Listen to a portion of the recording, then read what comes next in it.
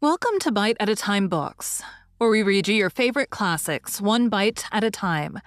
My name is Bree Carlile, and I love to read, and wanted to share my passion with listeners like you.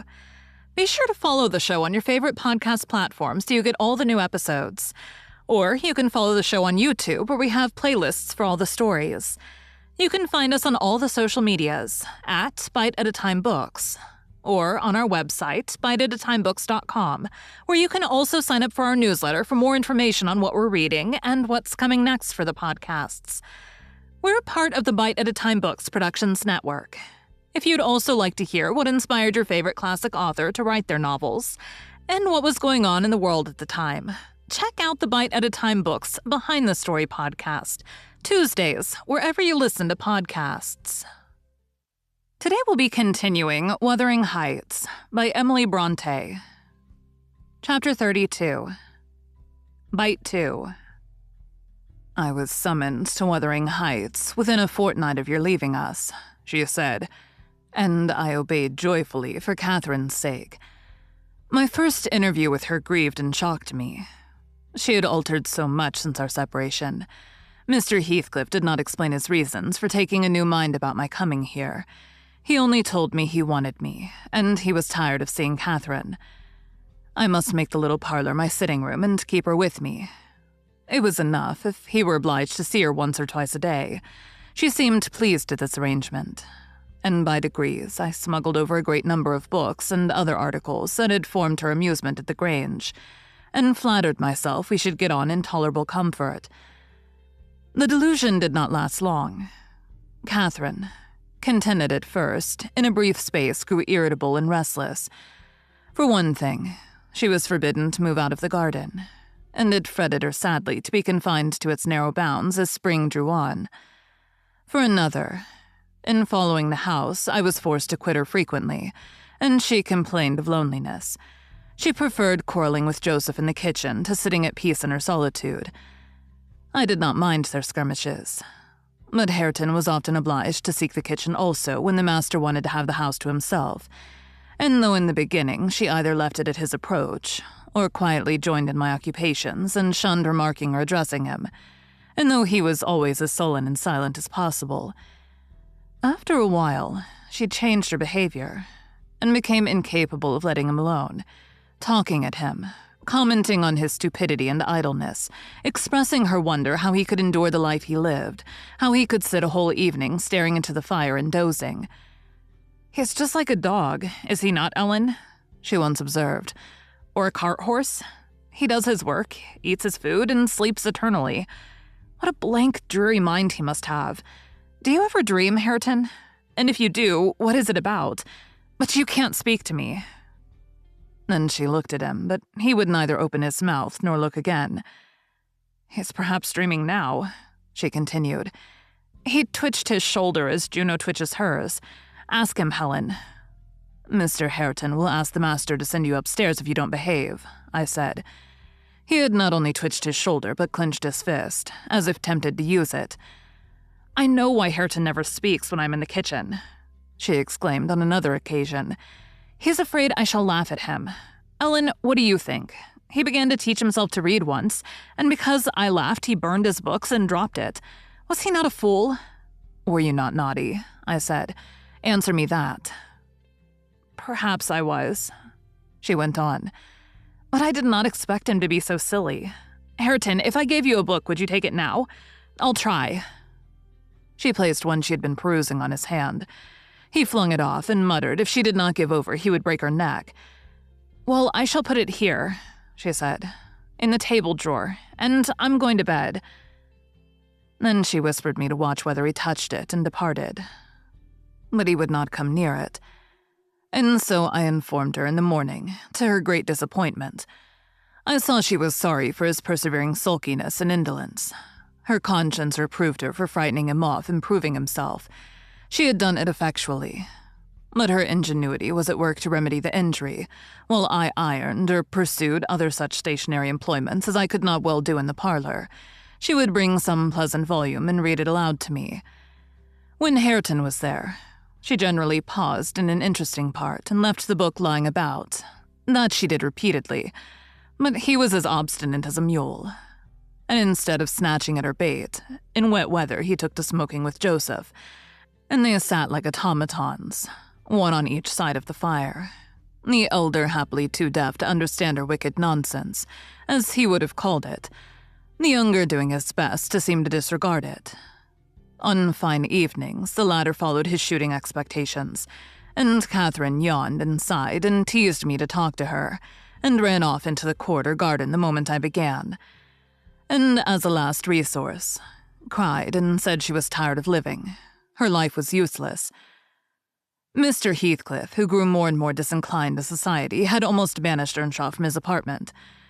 Owing to an accident at the commencement of March, he became for some days a fixture in the kitchen. His gun burst while out on the hills by himself. A splinter cut his arm, and he lost a good deal of blood before he could reach home.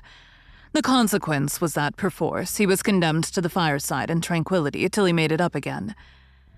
It suited Catherine to have him there, at any rate. It made her hate her room upstairs more than ever, and she would compel me to find out business below that she might accompany me. On Easter Monday, Joseph went to Gimmerton Fair with some cattle, and in the afternoon I was busy getting up linen in the kitchen.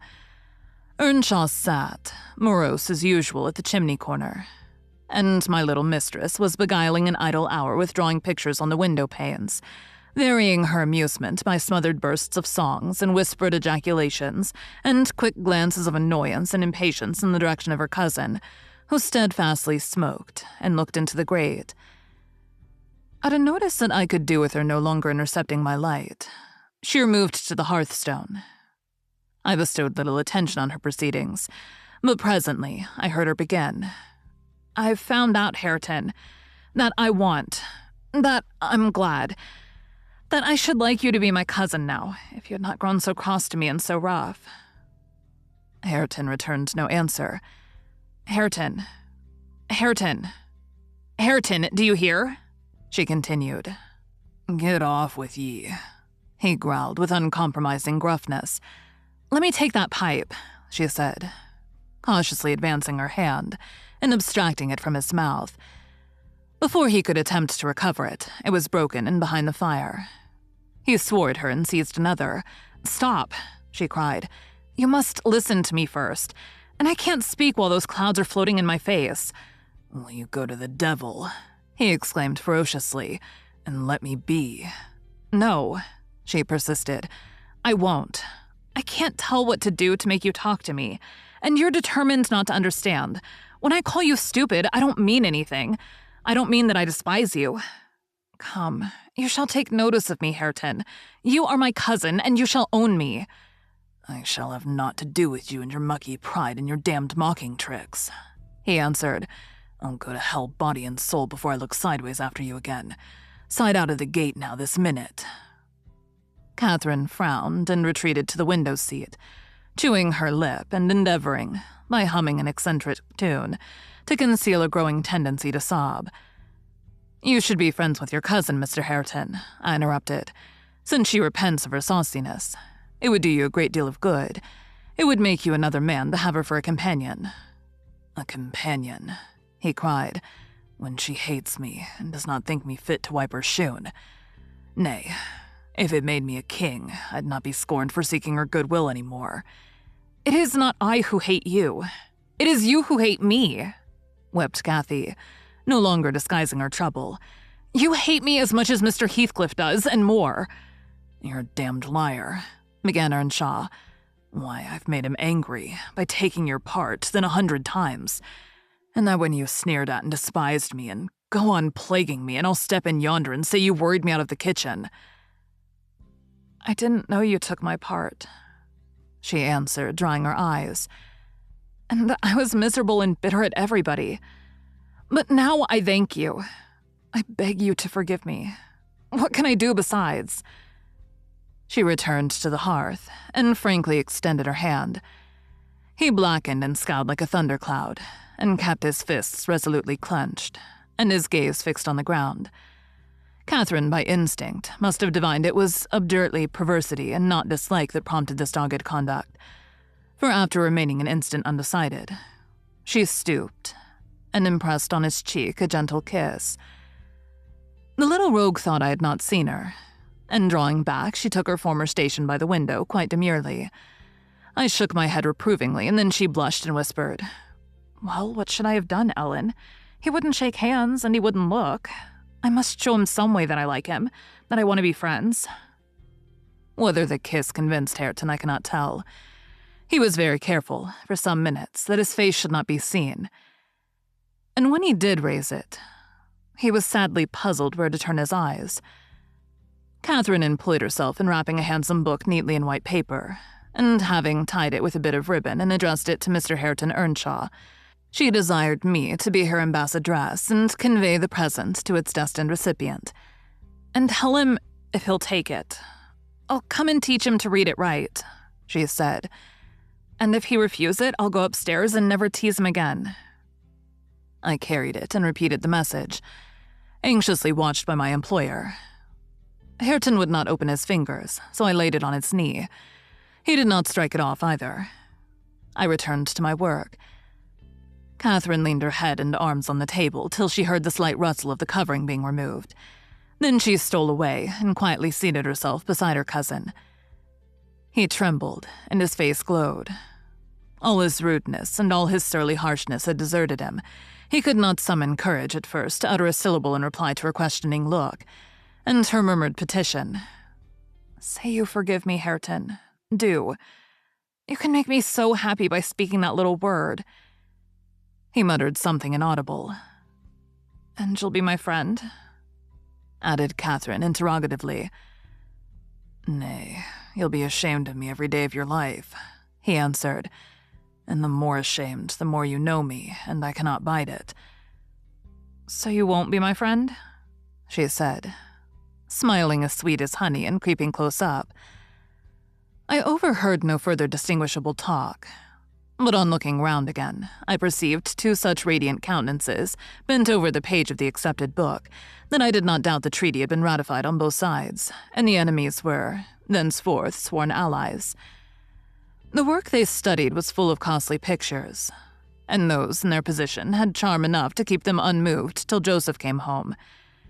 He, poor man, was perfectly aghast at the spectacle of Catherine seated on the same bench with Hareton Earnshaw, leaning her hand on his shoulder, and confounded at his favorite's endurance of her proximity. It affected him too deeply to allow an observation on the subject that night. His emotion was only revealed by the immense sighs he drew as he solemnly spread his large Bible on the table and overlaid it with dirty banknotes from his pocketbook, the produce of the day's transactions. At length he summoned Hareton from his seat. "Take these into the measter, lad," he said, "and bide there. I's gang up to my own room. This hoyle's neither mensful nor seemly for us. We mun side out and search another." "Come, Catherine," I said. "We must side out, too. I've done my ironing. Are you ready to go?" "It's not 8 o'clock," she answered, rising unwillingly. "Hareton, I'll leave this book upon the chimney-piece, and I'll bring some more tomorrow." "Ony books that you leave I shall take into the house," said Joseph, "and it'll be mitch if you find 'em again, so you may please yourseln." Cathy threatened that his library should pay for hers, and smiling as she passed Hareton when singing upstairs, lighter of heart, I venture to say, than ever she had been under that roof before, except, perhaps, during her earliest visits to Linton. The intimacy thus commenced grew rapidly, though it encountered temporary interruptions. Earnshaw was not to be civilized with a wish, and my young lady was no philosopher and no paragon of patience, but both their minds tending to the same point, one loving and desiring to esteem, and the other loving and desiring to be esteemed. They contrived in the end to reach it. You see, Mr. Lockwood, it was easy enough to win Mrs. Heathcliff's heart, but now I'm glad you did not try. The crown of all my wishes will be the union of those two. I shall envy no one on their wedding day. There won't be a happier woman than myself in England. Thank you for joining Bite at a Time Books today, while we read a bite of one of your favorite classics. Again, my name is Bree Carlile, and I hope you join us tomorrow for the next bite of Wuthering Heights. If you enjoyed our show, be sure to follow us so you get all the new episodes. We would also love for you to drop us a rating on your favorite podcast platform. You can catch us on all the social medias at Bite at a Time Books, or check out our website, biteatatimebooks.com, where you can sign up for our newsletter. Our show is part of the Bite at a Time Books Productions Network. If you would also like to hear about the authors who write the books we read on the show, check out the Bite at a Time Books Behind the Story podcast, wherever you listen to podcasts, or on biteatatimebooksbehindthestory.com.